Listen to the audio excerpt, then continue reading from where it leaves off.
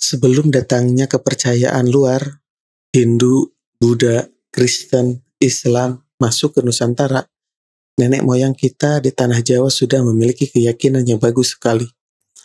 Bagus dalam arti tidak merendahkan keyakinan orang lain, namun menghormati sekaligus menghargainya alias tidak memusuhinya.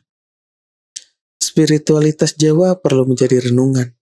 Bagaimana leluhur kita bersikap, dan bagaimana spiritual leluhur kita yang disebut spiritualis dari Jawa.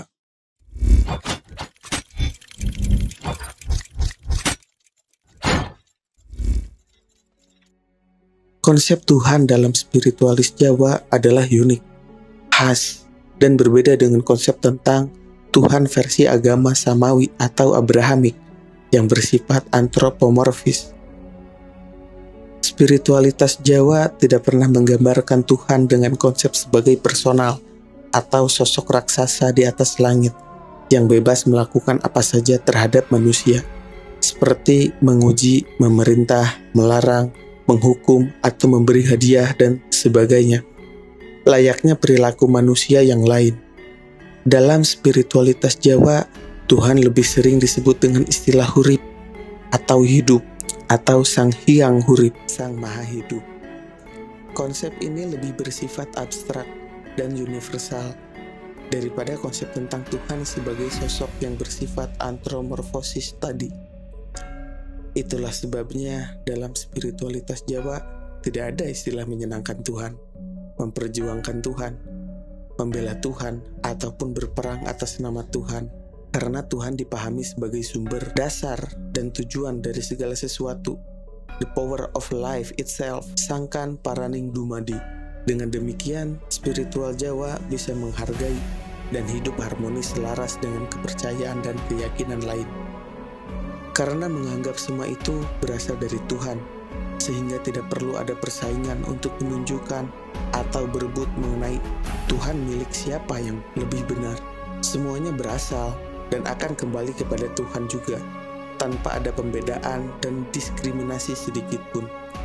Itu juga sebabnya dulu orang Jawa bisa menerima dan mempersilahkan semua agama dari bangsa-bangsa asing untuk bisa hidup dan berkembang di negeri ini.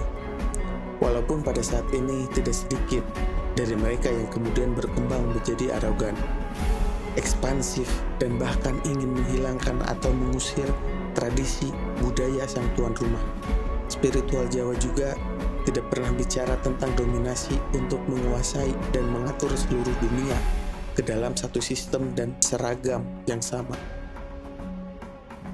Spiritual Jawa menghargai keragaman dan perbedaan secara sebenarnya, bukan sekedar basa-basi di mulut saja.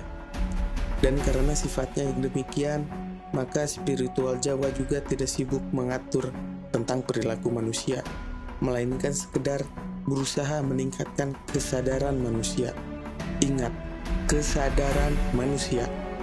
Spiritual Jawa meyakini bahwa dengan kesadaran itu, manusia akan bisa mengatur dirinya sendiri dengan lebih baik. Spiritual Jawa juga tidak menciptakan doktrin yang kaku dan tidak boleh dirubah, karena menyadari bahwa pengertian manusia akan terus berkembang dan berubah sesuai dengan perkembangan tingkat kesadarannya seiring dengan waktu. Spiritual Jawa juga tidak menciptakan sistem dan lembaga yang cenderung akan menciptakan penjara baru bagi umat manusia.